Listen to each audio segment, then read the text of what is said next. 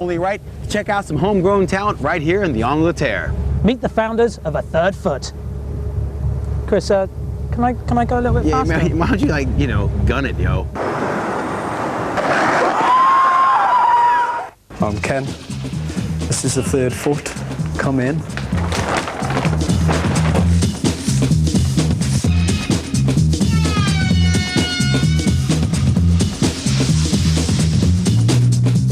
I was sat around for many a year on the dole, so anything was better than what I was doing. It was a natural progression, just from doing nothing and saying that you're going to make boards for a living and then feeling obliged to do it almost because of your endless whining about I want to do something for myself. We start with the raw wood, 7-ply, straight construction. The gluing is the next part of the process. Glue together. It started with Pritt in the, I think it was the early 80s, and yeah, we've progressed onto Yoo-Hoo. Always like to be on. 3 or 4 years ago, first had the idea, we thought we could actually do it as a business. People just can't believe that you're actually making a board.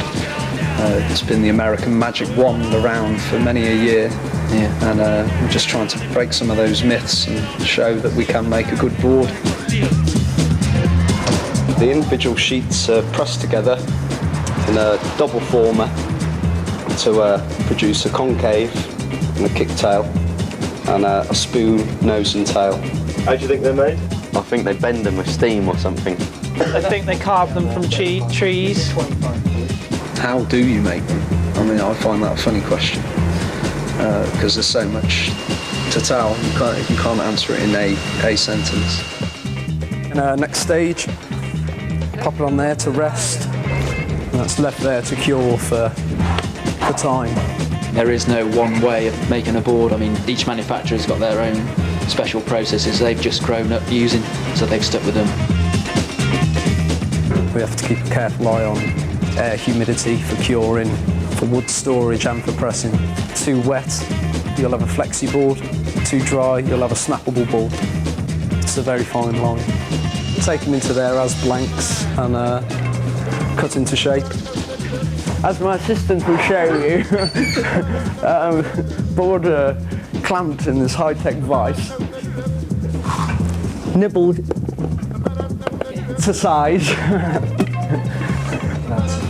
rasped. We've got a new concave to take over from Dave Concave. We're going to progress onto Steve's, because most Steves know what they're on about with concaves, we find. I think kids have got their favourite 2 or 3 companies and they'd always like to stick to a board from that range. When we started skating, there was only a handful of brands. Now there's hundreds, so you've got a lot of choice. Not necessarily a bad thing. Routed, sanded, buffed, lacquered, and then ready to print. Job done, really. Graphics conceived by my girlfriend after watching a TV programme, as all the best graphics are. They're very proud of this new range. And how do they get sent? Via courier pigeon generally.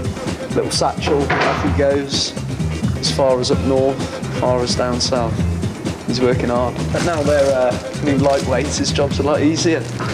Test team, I mean, that consists of Bob Sanderson, Norman Winters, Ozzy Ben, Simon Paplow, Damon Leventhal, Ollie Todd.